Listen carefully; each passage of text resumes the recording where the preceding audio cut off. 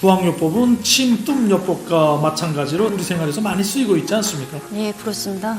부항은 일명 음압을 조성해서 치료하는 방법입니다. 그래서 부항단지 안하게 음압이 조성되는데 여기는 혈관이 확장되면서 혈액순환이 개선시켜주자는 게 목적입니다. 모든 부위에서 아픕니다 할 때는 혈액순환이 장애됐기 때문에 그 부항을 붙여줌으로써 거기서 혈관을 확장시키고 혈액순환을 개선시켜주자는 목적에서 부항을 붙이고 있습니다. 우리 인민들이 부항요법에 대해서는 특별히 우사의 도움이 없이도 전해오던 전통대로 부항을 많이 질병치료에 쓰고 있습니다.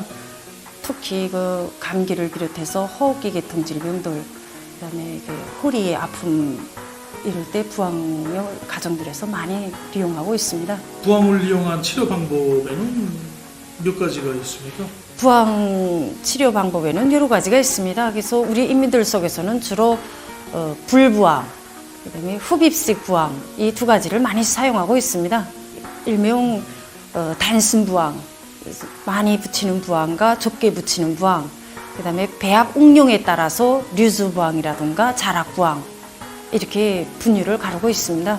불부항은 알콜솜이라든가 정의를 이용해서 부항 붙이는 방법이고, 류즈부항의 경우에는 해당 장애된 부위에다가 크림이라든가 와셀린 같은 것을 바르고서는 음압을 조성해서 술자가 상하 좌우로 약간 들어주면서는 상하 좌우로 밀면서는 하는 방법 보고 류즈부항이라고 말합니다. 자락부항인 경우에는 삼농침이라든가 일반 침을 가지고 자기가 제일 아파하는 부위에 몇 군데 침을 찔러주고 거기다가 부항을 붙이는 방법 보고 자락부항이라고 말하고 있습니다. 부항을 붙일 때 사람의 몸의 체격에 따라서 알맞는 크기를 선정하는 것도 이 치료 방법에서 중요합니다. 감기를 비롯해서 기침하거나 가래가 나올 때 부항을 척추 중심에서부터 3cm 정도 나가서 부항을 붙여줍니다. 좌우측이 같게끔 붙여줍니다. 다음 그 밑으로 부항을 다시 하나 슬쓸 수 있습니다. 그래서 시간을 보고 15분 내지 20분 정도면 부항을 뗄 수 있습니다. 사람들 속에서 오랫동안 컴퓨터를 하거나 의자에 앉아서 사물을 볼 때 쉽게 이 부위가 피로를 느끼게 됩니다. 그래서 그때는 꼭 긴장 들어오는 부위에다가 붙여주면 됩니다. 이 부위.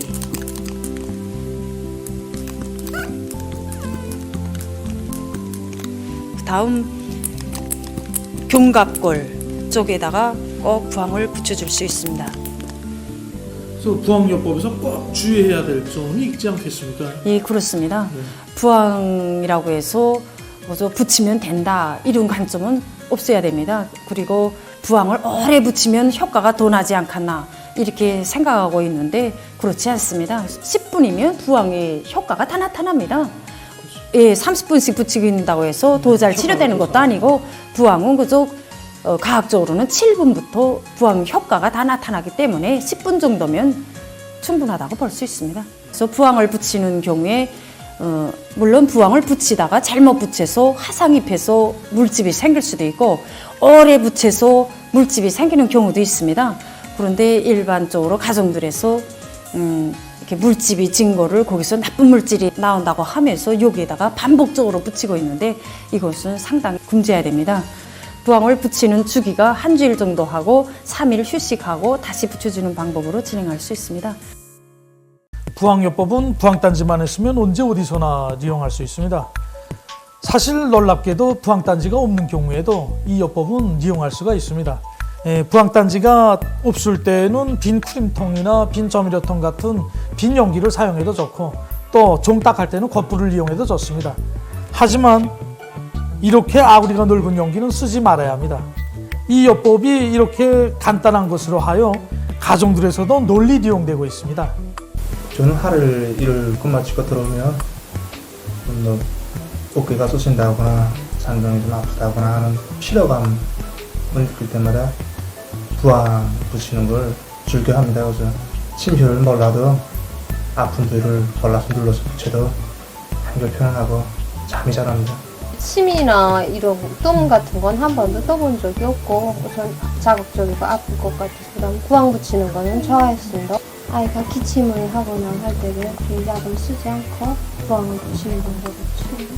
부항요법은 부작용과 아픔이 거의 없기 때문에 어린이들에게도 편안하게 실시할 수 있습니다. 그러면 이 요법을 어린이들에게 쓸 때 반드시 알아야 할 점들에 대해 보기로 하겠습니다. 부모들은 흔히 어린이들에게 부항을 넣을 때 부항을 넣는 시간이 길면 길수록 효과가 크다고들 생각하고 있는데 이것이 옳은 것입니까? 아닙니다. 그래서 부항은 아이들이 나이에 맞게 붙이는 것이 좋습니다. 그래서 실례를 들면 1살부터는 부항 붙일 수 있습니다. 1살부터는 붙일 수 예. 있습니까? 근데 그 시간이 짧아야 됩니다. 예. 3분 내지 5분 이렇게. 5살까지는 5분 정도. 기 이후에는 5분 내지 10분 정도에서 대상의 특성에 맞게 붙이는 게 좋습니다. 그래서 아이들이 부항을 붙여서 겁이 나서 울 때는 그저 5분 정도 붙이면 되고 이후에 나이 아이들은 그저 10분 정도 붙이는 것이 좋습니다. 부항을 오래 붙이면 물집을 일으킬 수 있습니다. 부위에. 그렇기 때문에 10분 정도를 초과하지 말아야 됩니다. 부항요법은 병치료뿐 아니라 건강을 정상적으로 유지관리하는 데도 큰 도움을 줍니다. 부항요법으로 정상적으로 치료를 받게 되면 여러 가지 병에 대한 저항력도 높아지게 됩니다. 부항을 많이 이용하는 것은 그 효과가 높기 때문입니다. 또 고려사들뿐만 아니라 우리 병원의 모든 신사들이 부항단지나 구비하고 환자들이 적극 이용하고 있습니다. 모든 부위에서 아픔이다 할 때는 혈액순환이 장애됐기 때문에 그 부항을 붙여줌으로써 거기서 혈관을 확장시키고 혈액순환을 개선시켜주자는 목적에서 부항을 붙이고 있습니다.